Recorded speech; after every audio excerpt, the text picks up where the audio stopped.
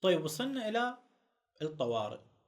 هذا الهدف اللي نخليه نفسنا، حلم اللي عندنا بأجواء من الطوارئ. شنو يعني؟ يعني بنوع من تعهد. شنو يعني تعهد؟ شوف، اليوم خلينا نفرض أنا مهندس، يجي في شخص عنده بيت يريد يبني، اكتب وياه في العقد بأنه مثلا هذا البيت يكمل بناء خلال 10 أشهر. الشخص يقول لي لا أنا مستعجل، أقول له 6 أشهر. مستعجل أنت؟ هاي 6 أشهر أنا أكمل لك. تمام تمام. أنا خلال هاي فترة 6 أشهر ما راح التزم بمشاريع اخرى، عكس بعض المقاولين اللي عندنا اللي 6 اشهر يصير لك 6 سنوات. المهم احنا ما علينا بيهم، احنا نتكلم عن شيء صحيح.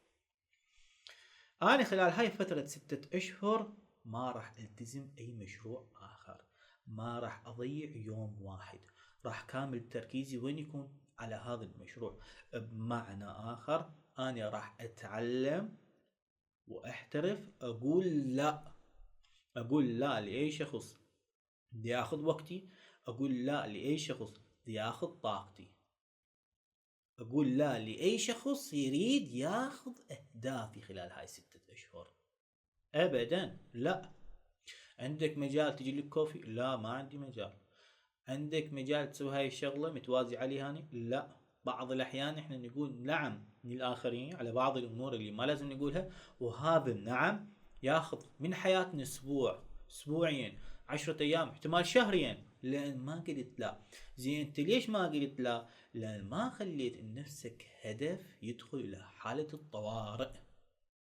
ما عندي مجال يا اخي، ما عندي مجال، عندي شغل، ما عندي مجال، عندي مشروع، تعذرني. ما تعذرني ولا تعذرني، يعني هي ما عندي شغل، عندي هدف، عندي مهمة، عندي مشروع، عندي اي شيء مستعجل انا عليه. انت متري تعذرني لان انت متري الشيء لازم تسويه، روح الله محمد علي وياك. يكون طارئ الي، يخلق الي التعهد ويا نفسي بانه اني خلال هاي 6 اشهر لازم اكمل هذا المشروع، اكمل هذا الهدف. حياتي يكون مرتبط وياه، مو حياة الآخرين. يستاهل أقول من أجل الله للآخرين، يستاهل على مود أقطع علاقاتي مع الآخرين، يستاهل على مود أتعارك، يستاهل على مود أخسر في شيء معين، يستاهل هذا الشيء، يستاهل.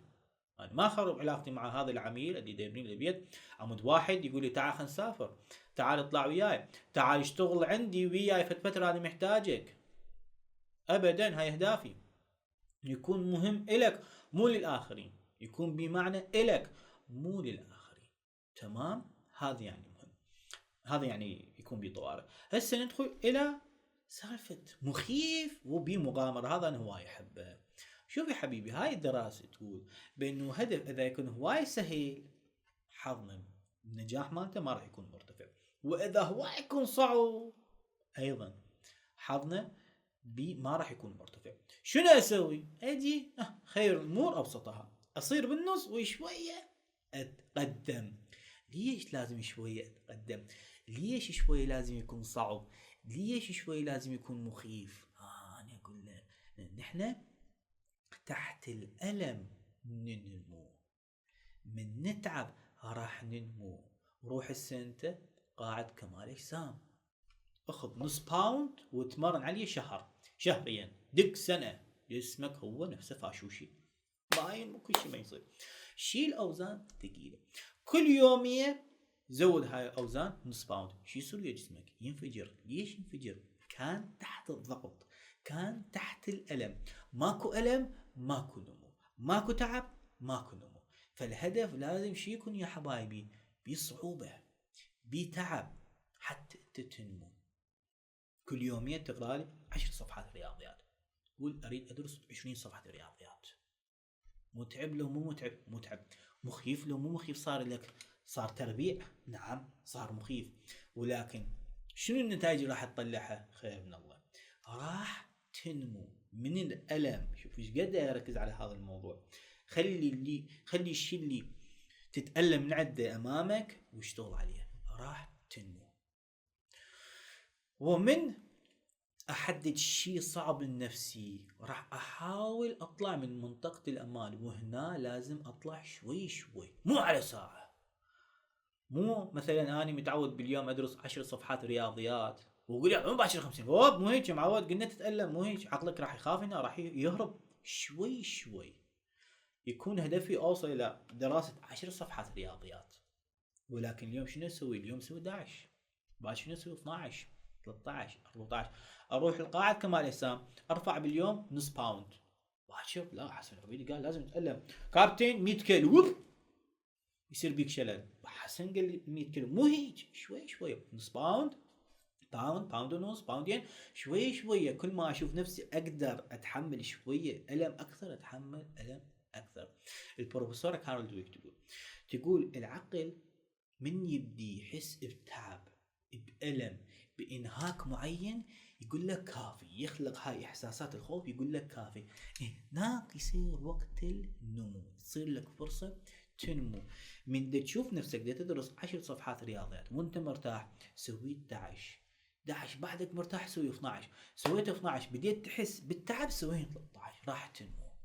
تروح قاعد كمال اجسام ترفع اوزان، باوند مرتاح، سوي 2 بعدك مرتاح، سوي 3 حسيت بتعب وراح تنمو بيد رابع. ليش نحن في التمارين عندنا 3 سيتات؟ حتى كل سيت تفحص نفسك وين. هنا دا يتألم، لا اجي ازود بسيت الثاني، دا يتألم، لا ازود بسيت الثالث، هنا بديت اتألم اضغط على نفسي شوية، صار النمو. ف شوي شوي اطلع من منطقة الامان. وضحت؟ هسه شلون اتاكد بين هذا الهدف، هذا الحلم مخيف الي، راح يتعبني، راح يوصلني للنمو. تسال نفسك يحتاج اتعب اكثر لو لا؟ اذا لا شلون اسوي؟ نعم، شلون اخليه يتعبني اكثر؟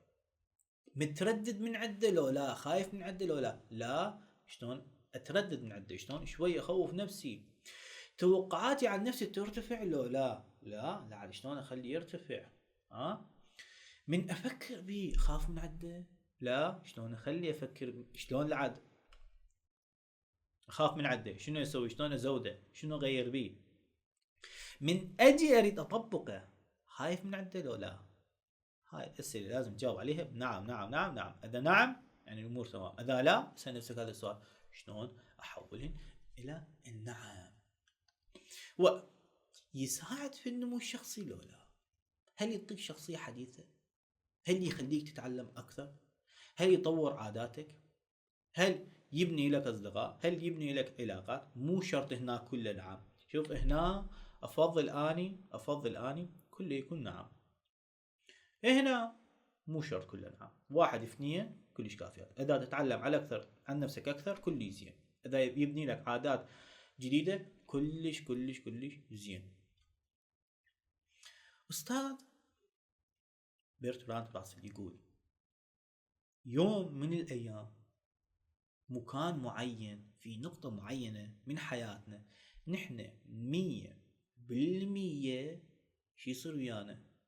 راح نفشل في نقطة معينة من حياتنا، اختبار يصير من رب العالمين، راح نتألم في جزء من حياتنا. ايش قد حلو من هذا الفشل، من هذا الألم يكون لغاية تحقيق هدف عظيم. فلا تخاف اذا هاي اهدافك شوي توسعها، اذا شوي تخليها تكون متعبة، اذا تقول اخاف افشل بها، ما يخالف، انت راح تفشل لفترة مؤقتة، لفترة يوم يومين اسبوع، لغاية تحقيق هدف عظيم. وقاعد تألمت فشلت لنفسك، شلون اطور نفسي اكثر، وشوي شوي اطلع من نقطة الامان. مو على ساعة تطلع من نقطة الامان بعدين تفشل، ما راح تتعلم من عندي شيء. شوي شوي اطلع حتى ما تواجه مع الفشل.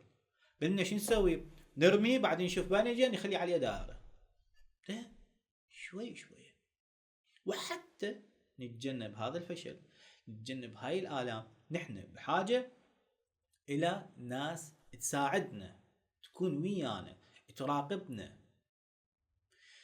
وجود أشخاص إيجابيين، وجود أشخاص مؤثر في حياتكم تعتبر ثروة لكم. الشخص السلبي اللي ما يساعدك في تحقيق أهدافك هذا دي يضرك، دي يضر ثرواتك. ثرواتنا شنو هي؟ الوقت والطاقة. الوقت والطاقة أنا لازم أخذه أخليه في عمل معين حتى يطلع لي النتيجة. حتى المس الثروه. هسه عندكم ثروه ما تقدرون تستفادون من عندها. انا عندي نفط الخام، هسه اقدر استفاد من هذا النفط الخام؟ لا، ما راح اقدر استفاد من النفط الخام. شو اسوي؟ اكرر هذا النفط، احوله الى بنزين وغاز. هل راح استفاد من عنده هسه؟ لا، ما راح المسه بيدي. شو اسوي؟ ابيعه، احوله الى دولار. حولته الى دولار، لمست الثروه لو لا؟ لمست الثروه بيدي وراح استفاد هسه من عندي. وجود اشخاص ايجابيين راح يخليكم تلمسون هاي الثروه اللي هو الوقت والطاقه. وقتكم وطاقتكم يتحول الى اهداف، او معنى اخر افكاركم تتحول الى اعمال، والاعمال تعطيكم نتائج وراح تلمسون النتائج بيدكم.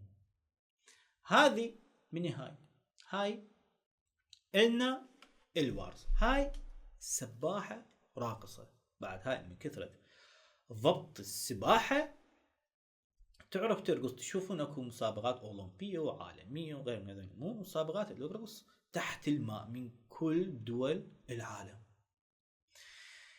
هاي كانت تسوي احماء قبل المباريات، ولكن من قبلها يعني بايام كانت هواية تتمرن. في يوم المباراة كانت تعبانة ما ماخذ استراحة، فاثناء الاحماء وهي بوسط المي داخل المي انقمى عليها وغرقت، وما حد حس بيها، ما حد افتهم بين هاي غرقت. كلهم عبارهم شنو؟ جاي تسوي احماء. بس وحده حست بيها اللي هي كانت شنو؟ مدربتها حست عليها هاي تغرق، راحت انقذتها. فبحثوا عن اندرا حياتكم. هاي اسمها اندرا، المدربة مالتها اسمها اندرا. شوفوا اندرا حياتكم وين، شنو هو، منو هو، شلون ممكن يساعدك. يوم اللي انت بعد تكون تعبان، انت تكون منهك، لازم اكو فد شخص وياك يساعدك، يكمش ايدك، ينقذك، يشحنك. هسه تقول ما عندي هذا الشخص. اوكي، ما عندك هذا الشخص، لعد انتو كونوا اندر الاخرين، انتو ساعدوا الاخرين. شلون نساعد الاخرين؟ اذا حد هسه ما وجدتوا نفسكم اهداف، شوفوا الاخرين من شنو يتألمون، شنو نقصهم، من شنو يقدرون ينمون، اروح اختار هاي الاهداف. اني سويت نادي العقل لان اني نفسي كان عندي مشاكل في الذاكرة وفي التركيز. جربت هواي من الامور اللي ممكن تساعدني في يعني تحسن مشاكل التركيز والذاكرة عندي، واكثريتها ما حصلت من عندها اي نتيجة، الى ان رحت قريت عن عقل الانسان شوية، طلعت على علوم الاعصاب، تعرفت على الدكاترة وناس مختصين في هذا المجال مثل البروفيسور كاردويك، مثل توني بوزان وغيرهم من الاشخاص الممثلين في حياتي.